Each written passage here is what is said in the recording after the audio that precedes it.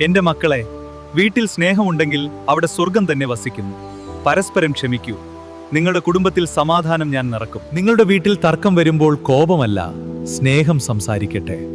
അപ്പോൾ എന്റെ സമാധാനം നിങ്ങളുടെ വീട്ടിൽ നിറയും. സ്നേഹം പറയുന്ന വാക്കുകൾ ഒരു കുടുംബത്തെ രക്ഷിക്കും. ഇന്ന് തന്നെ ഒരാളോട് ഞാൻ നിന്നെ സ്നേഹിക്കുന്നു എന്ന് പറയൂ. നിങ്ങളുടെ വീട്ടിൽ പ്രാർത്ഥന തുടങ്ങൂ. ഞാൻ അവിടെ ഉണ്ടാകും. പ്രാർത്ഥിക്കുന്ന കുടുംബം ഒരിക്കലും തകരുകയില്ല. ക്ഷമിക്കാൻ പഠിച്ച വീട്ടിൽ ദൈവത്തിന്റെ അനുഗ്രഹം ഒഴുകും. ക്ഷമയാണ് കുടുംബ സമാധാനത്തിന്റെ വാതിൽ. ഒരു ചെറിയ സ്നേഹവാക്ക് പോലും ഒരു തകർന്ന മനസ്സിനെ സുഖപ്പെടുത്തും. ഇന്ന് നിങ്ങളുടെ വീട്ടിൽ സ്നേഹം വിതറൂ. എന്റെ സമാധാനം ഞാൻ നിങ്ങൾക്ക് തരുന്നു.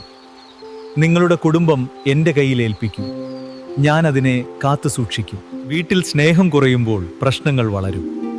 സ്നേഹം വളർത്തൂ, സമാധാനം സ്വയം വരും. നിങ്ങളുടെ വീട്ടിൽ കോപമല്ല, കരുണ നിറയട്ടെ. കരുണയുള്ള കുടുംബം അനുഗ്രഹീതമാണ്. ഒരുമിച്ച് ഭക്ഷണം കഴിക്കുന്നതിലും ഒരുമിച്ച് പ്രാർത്ഥിക്കുന്നതിലും കുടുംബം ശക്തമാകും. നിങ്ങളുടെ വീട്ടിൽ ദൈവത്തെ വിളിക്കൂ. സമാധാനം വാതിൽ തുറന്ന് അകത്തു വരൂ.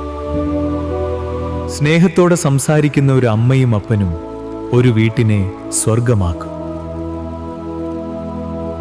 കുടുംബത്തിൽ ഒരാൾ പ്രാർത്ഥിച്ചാൽ മുഴുവൻ വീട്ടിലും അനുഗ്രഹമൊഴുകും. കോപം വാതിൽ തുറക്കുമ്പോൾ സമാധാനം പുറത്തേക്ക് പോകും. സ്നേഹമാണ് സമാധാനത്തിന്റെ താക്കോൽ. നിങ്ങളുടെ വീട്ടിൽ ചെറിയ കാര്യങ്ങൾക്കായി തർക്കിക്കരുത്. ആ സ്നേഹം വലിയതാക്കൂ.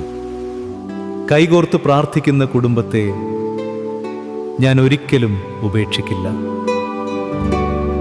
നിങ്ങളുടെ വീട്ടിൽ ചിരി കേൾക്കട്ടെ. അവിടെ ദൈവത്തിന്റെ അനുഗ്രഹം നിറയും. സ്നേഹത്തോടെ ഒരാൾ മറ്റൊരാളെ കേൾക്കുമ്പോൾ കുടുംബം ശക്തമാകും.